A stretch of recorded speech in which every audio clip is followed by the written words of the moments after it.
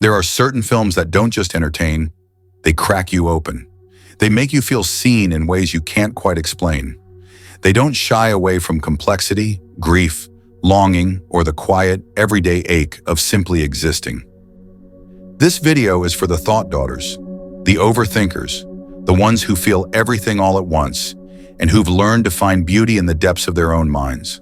The ones who sit awake at night, replaying conversations, who turn pain over like a stone in their hands, trying to understand it. For you, movies are never just stories. They're mirrors, reflections of the raw, unfiltered emotions you carry inside. So here are 8 films every overthinker should watch at least once in their lifetime. Films that will break you open, piece you back together, and become part of the story you tell yourself when no one's listening.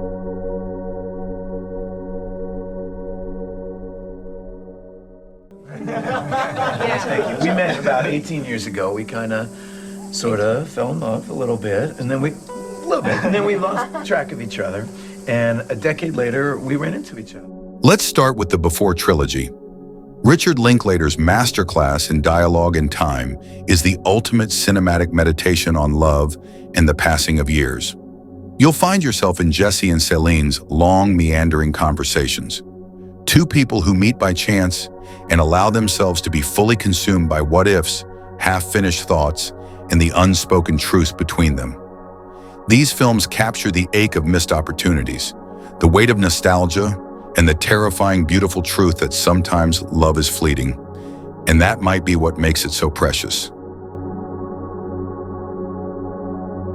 There's this feeling, once you leave where you're from, that you don't totally belong there again. After Sun is like a memory you can't quite touch, blurry around the edges, but devastatingly clear in its emotional weight. It's about a daughter trying to make sense of her father's quiet sadness, the things he could never say out loud, and the way we carry our parents' ghosts inside us even when we're grown. The final moments feel like an emotional gut punch. It's grief, nostalgia, and a haunting reminder that sometimes the things left unsaid echo the loudest. Overstreet, you twerp. Mr. Anderson, are you a man or an amoeba? Language was developed for one endeavor, and that is... To communicate. No! To woo women. Dead Poet Society is a love letter to the soul of the overthinker, the poet, the dreamer, the nonconformist. It's about defying expectations, finding your voice, and the tragic weight of suppressed dreams.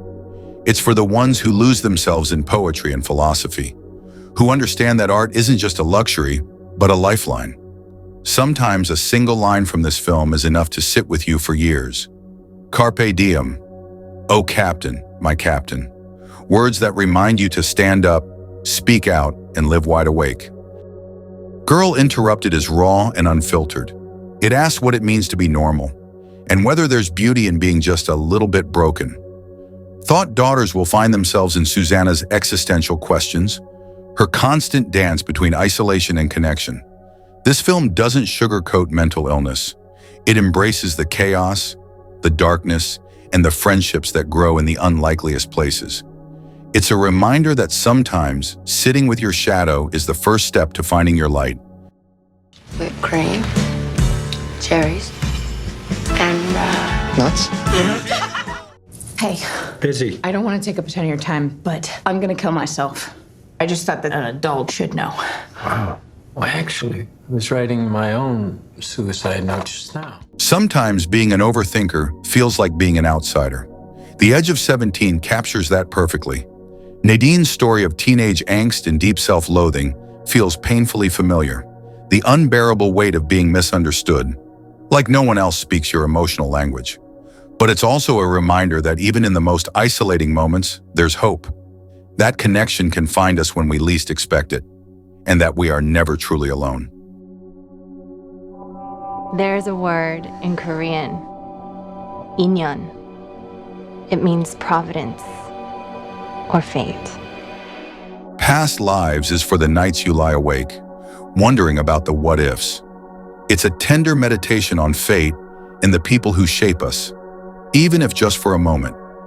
It's about parallel lives we might have lived, and the heartbreak of a love that's right but arrives at the wrong time. It's the kind of film that leaves you staring at the ceiling, wondering about the ghosts of your own choices. Hello. Hi. Saw you looking at me from the street. I'm assuming you're not with anyone. All of Us Strangers is drenched in nostalgia, loneliness, and the desperate longing to reconnect with what we've lost. It feels like watching someone confront the deepest wounds of childhood, the ones we bury so deep we forget they're still there.